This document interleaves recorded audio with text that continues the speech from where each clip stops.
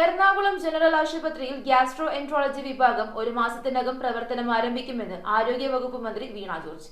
General ആശുപത്രിയിൽ നവീകരിച്ച ആധുനിക സൗകര്യങ്ങളോട് കൂടിയ മോർച്ചറി, ക്വീർ സൗഹാർദ്ദ ക്ലിനിക്, സ്ട്രോക്ക് ICU, നവീകരിച്ച കാത്ത് ലാബ്, ശ്രുതി തരംഗം പദ്ധതി എന്നിവയുടെ ഉദ്ഘാടനം നിർവഹിച്ച് സംസാരിക്കുകയായിരുന്നു അദ്ദേഹം. എറണാകുളം ജനറൽ ആശുപത്രിയിൽ നവീകരിച്ച ആധുനിക സൗകര്യങ്ങളോടുകൂടിയ മോർച്ചറി, ക്വീർ സൗഹാർദ്ദ ക്ലിനിക്, സ്ട്രോക്ക് ICU, നവീകരിച്ച കാത്ത് ലാബ്, ശ്രുതി തരംഗം പദ്ധതി എന്നിവയുടെ ഉദ്ഘാടനം ആരോഗ്യവകുപ്പ് മന്ത്രി വീണ ജോർജ് നിർവഹിച്ചു. തീർച്ചയായിട്ടും എറണാകുളത്തെ പൊതുവെ സംബന്ധിച്ചിടത്തോളം വളരെ സന്തോഷം ഉള്ള ഒരു ദിവസമാണ്. എറണാകുളം ജനറൽ ആശുപത്രിയെ സംബന്ധിച്ചിടത്തോളം എന്നും ഇവിടെ MLA പറഞ്ഞതുപോലെ നിയമസഭയ്ക്കുള്ളിൽ സംസാരിക്കുമ്പോഴും പെരുമ്പാവൂർ ഞാൻ ഉദ്ഘാടനം കഴിഞ്ഞ് അവിടെ സംസാരിക്കുമ്പോഴും ഒക്കെ ഞാൻ എറണാകുളം ജില്ലയായതുകൊണ്ടും എറണാകുളം ജനറൽ ആശുപത്രിയെ സംബന്ധിച്ച് പറയുകയുണ്ടായി. എറണാകുളം ജനറൽ ആശുപത്രിയിൽ 2023 രാജ്യത്ത് ആദ്യമായി കിഡ്നി ട്രാൻസ്പ്ലാന്റേഷൻ ഒരു ജില്ലാ ആശുപത്രി സാധ്യമാക്കിയത് നമ്മുടെ എറണാകുളം ജനറൽ ആശുപത്രി. 2023 അവസാനം 2024 ആദ്യമാണെന്ന് തോന്നുന്നു പേഷ്യന്റ് ഇവിടെ നിന്ന് ഡിസ്ചാർജ് ചെയ്യപ്പെട്ടു പോയി. അതുപോലെ ഓപ്പൺ ഹാർട്ട് സർജറി 2021 അവസാന 11 അതായത് നവംബർ മാസത്തിൽ മറ്റുമാണ് ഇവിടെ ഓപ്പൺ ഹാർട്ട് സർജറി. ഇനിയും ആ റെക്കോർഡ് മറ്റാരും ബ്രേക്ക് ചെയ്തിട്ടില്ല.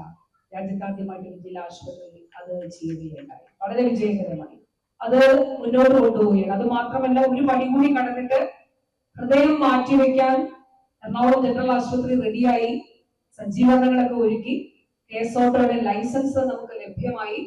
മരണാനന്തര അവയവദാനത്തിലൂടെയാണ് നമുക്കത് ലഭ്യമാകേണ്ടതായിട്ടുള്ളത്. അതിനു വേണ്ടിയിട്ടുള്ള പേഷ്യന്റും രജിസ്റ്റർ ചെയ്തിട്ടുണ്ട്.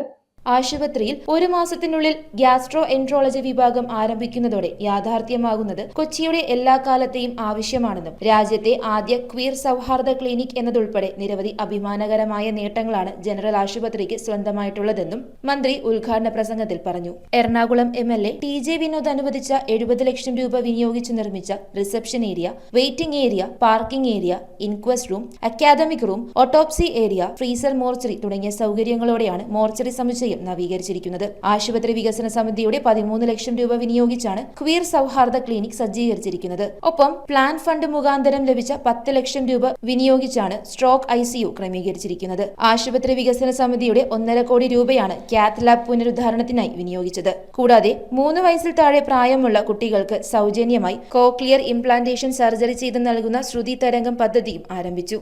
ആശുപത്രിയിൽ ഒരു വർഷം നീണ്ടു നിൽക്കുന്ന അവയവദാന ക്യാമ്പിന്റെ ഉദ്ഘാടനം ചലച്ചിത്ര താരം വിനയ് ഫോർട്ട് നിർവഹിച്ചു. ഞാൻ ബാലസംഘത്തിലൂടെ കലാരംഗത്തേക്ക് വന്ന ഒരാളാണ്. അപ്പോൾ ഒരു 4ാം ക്ലാസ് മുതൽ ഞാൻ പലപ്പോഴും ഈ സംഘടനയോടൊക്കെ ചേർന്ന് പ്രവർത്തിച്ച ഒരാളെന്നുള്ള തരത്തിൽ ഭയങ്കര ഒരു അഭിമാനമുണ്ട് ശരിക്കും നമ്മുടെ കേരളത്തിലെ ഈ ആരോഗ്യ മേഖലയിൽ, അല്ലെങ്കിൽ കേരളത്തിലെ ഇപ്പോൾ ഭരണ സംവിധാനങ്ങളെ കുറിച്ചൊക്കെ.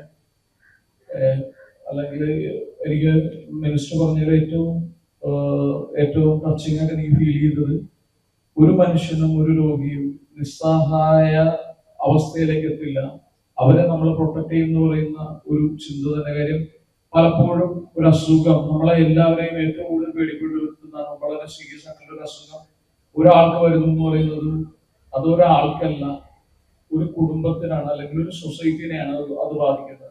സംസ്ഥാനത്ത് ആദ്യമായി പാലിയേറ്റീവ് ട്രെയിനിംഗ് പൂർത്തിയാക്കിയ ട്രാൻസ് വ്യക്തികൾക്കുള്ള സർട്ടിഫിക്കറ്റുകൾ ചടങ്ങിൽ വിതരണം ചെയ്തു. MLA TJ വിനോദ് അധ്യക്ഷത വഹിച്ചു.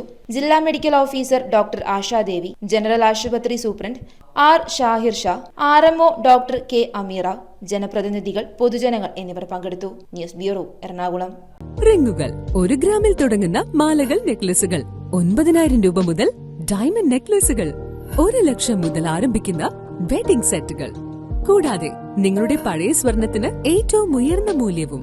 Maharaja gold and diamonds,